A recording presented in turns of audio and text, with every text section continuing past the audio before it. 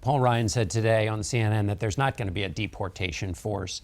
Mr. Trump has said that he's going to incorporate some ideas of Obamacare, which he talked about on the stump too. Now that he's president, are a lot of the things that seem to be bright lines in the campaign, are they much more negotiable?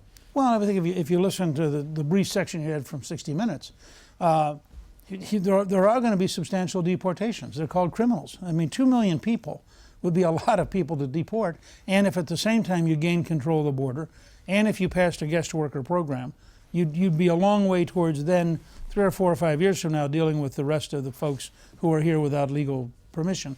And I think by that stage we would accommodate it in some way.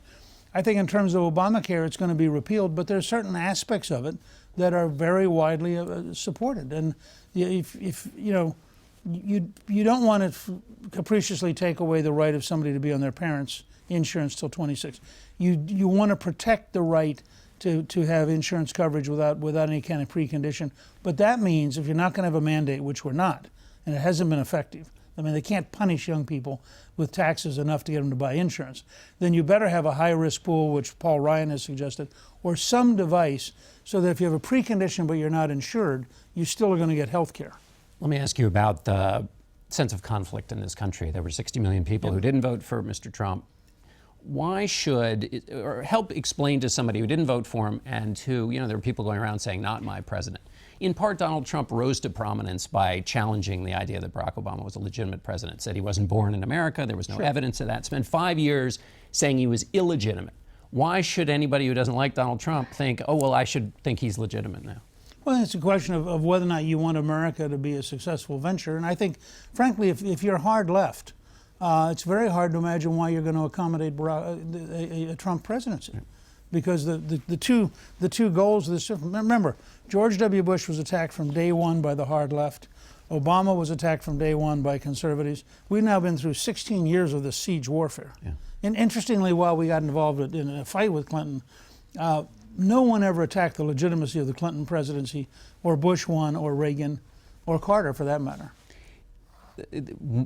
Part of what this stems from is the campaign that Mr. Trump ran. In the National Review, Ian Tuttle writes about this divisive campaign. He says, quote, his victory in the primaries gave unprecedented visibility to the alt-right, a small but vocal fringe of white supremacists and anti-Semites and self-proclaimed fascists.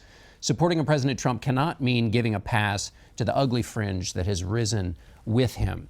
What does Donald Trump have to do to address that? I just have to say that's garbage. Even though it's coming from the National Review. Yeah, I don't care where it's at. This whole notion, it's like the Washington Post had this columnist the other day who pointed out that we were on the anniversary of Kristallnacht, which was the night when the Nazis attacked Jewish businesses. And I'm thinking, I mean, this is crazy. Donald Trump is a mainstream conservative who wants to profoundly take on the left. The left is infuriated that anybody would challenge the legitimacy of their moral superiority. And so the left goes hysterical. But the fact is, and you get this with all these smears of Steve Bannon. Steve Bannon is a naval officer. He was a managing partner at Goldman Sachs. He was a Hollywood movie producer.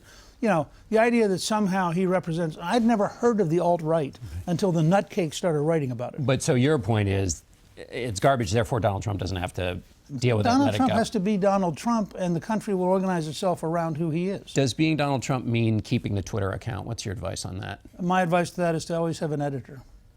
But still keep tweeting. No, sure. I mean, look, it's a technique for reaching 13 or 14 million people at no cost and gets him around the New York Times. What do you want to do in this administration, if anything? I want to help plan the restructuring of the federal government. And so that sounds like a domestic role.